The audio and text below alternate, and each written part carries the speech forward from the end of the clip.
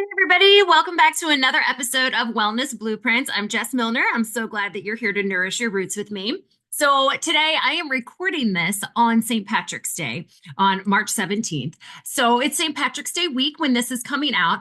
And so, we have a lot of people sort of looking for that, proverbial pot of gold. It's at the end of the rainbow. And I wanted to kind of talk about this because we tend to look outside of ourselves for things like that. We're looking outside of ourselves, even though we are responsible for all of the wonderful things, all of the gold, everything that we're seeking is inside of us, and we're responsible for it.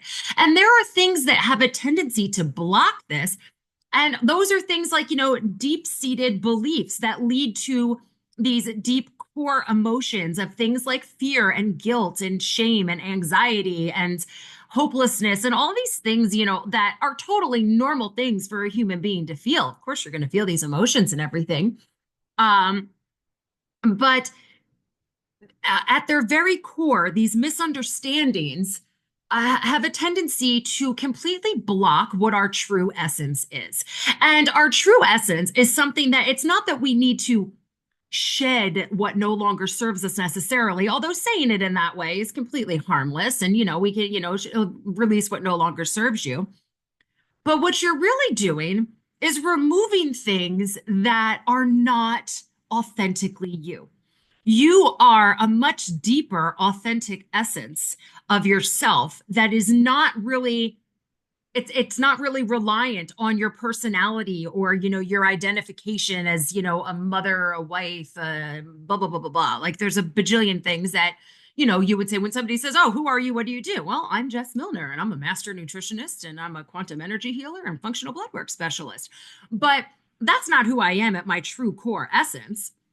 That is what I'm doing in this human experience here in this schoolroom earth. That's what I'm doing with my life currently. And a lot of the things that we do can help us to shed some of those things that are not truly us. And what we do with that is we realize that these things like fear and guilt and anxiety are actually that are actually blocking us. The only thing that is causing those things is ourselves. The only thing out to get you is yourself. I am reminded of one of my favorite childhood books when I think about this sort of thing. So I don't know if you've ever read this book or if you read it with your parents growing up. I read it to my kids too, but it's called The Monster at the End of This Book. It's a Sesame Street book. It's starring Lovable Grover. And so he is told that there's a scary monster at the end of this book. And so he is, of course, very scared. He's very fearful. He doesn't want you to turn the page. He's like, listen, if you don't turn the page, then we won't get to the end of this book and we'll never have to meet this scary monster, right? So he's doing everything he can to block you from turning the page of the book. So he's like tying ropes. Oh, I figured it out. I've tied all these ropes. You won't be able to turn the page. You turn the page. And he's like, you turned the page. You turned another page. Please stop doing this. And, he's nailing the page and he's putting up bricks and he's doing everything he can to keep you from turning the page, making it too difficult so that we don't get any closer to this scary thing that is coming at the end of this book. And of course, we get to the end of the book, and who's the monster? Who's the scary monster? It's him. He's the only one there.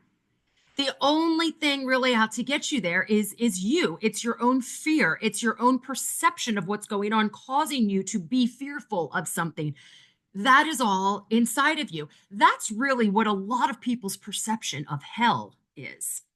And, the reason for that is just because when you're stuck in those places, like, if you are having a bit of an anxiety or panic attack and your mind just starts running off with you about like this crazy situation. I mean, I'm a mom, so this has happened to me at dozens and dozens of times where I'm sitting there and suddenly I'm thinking, I remember I was driving home from somewhere with my girls in the backseat, and I'm driving home, and suddenly my brain just went blah blah blah blah, and I had this like vision of one of my daughters like opening the basement door and falling down these steps. We lived in this townhouse, and the basement steps were wooden and old, and like it just falling down any flight of stairs would be a bad thing, but these were like especially rickety for like toddlers, So we kept that door shut. But anyway, I had this whole thing play out in my mind, like what would happen? What would I have to do? What's going on?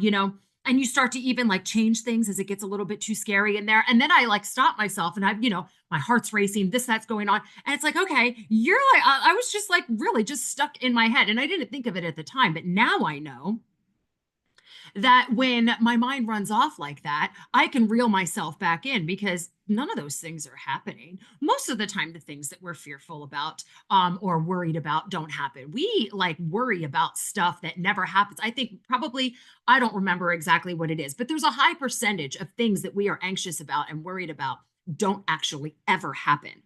So we're just worried about it for no reason. So this can be a whole myriad of things. There can be, you can be terrified of tap water. You can be terrified of the chemtrails in the sky. You can be terrified of the different additives in your food. You can also be terrified of war or, so many things. But most of the time, the things that we play out in our head, just like Grover was playing out in his head, that there's a scary monster and he just is trying to conceive, like, what am I going to do when I get there? There's going to be this scary monster. How am I going to fight back? All of this stuff. And he's freaking out, body's in fight or flight, right? And then come to realize that the only thing that was ever out to get him was himself, was his imagination, because there was nothing actually there. So similarly, we want to look outside of ourselves. We tend to look outside of ourselves for happiness as well, for that gold. We're looking for the gold at the end of the rainbow as if it's out somewhere off in the clouds where it's not accessible to us.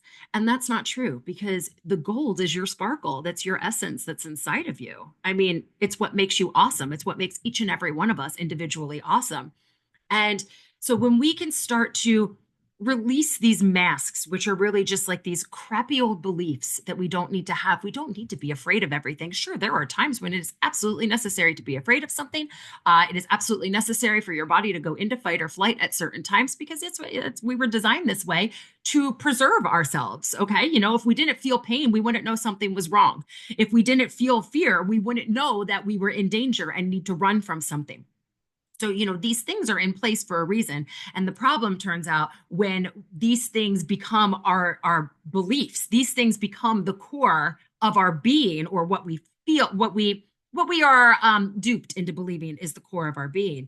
And then as a result, we are not recognizing any true happiness that is actually inside of us. So we want to release these things. We want to release these beliefs. You can do that with quantum frequency, blueprint, emotion code, body code, and you can do it with even deeper core psychological surgery.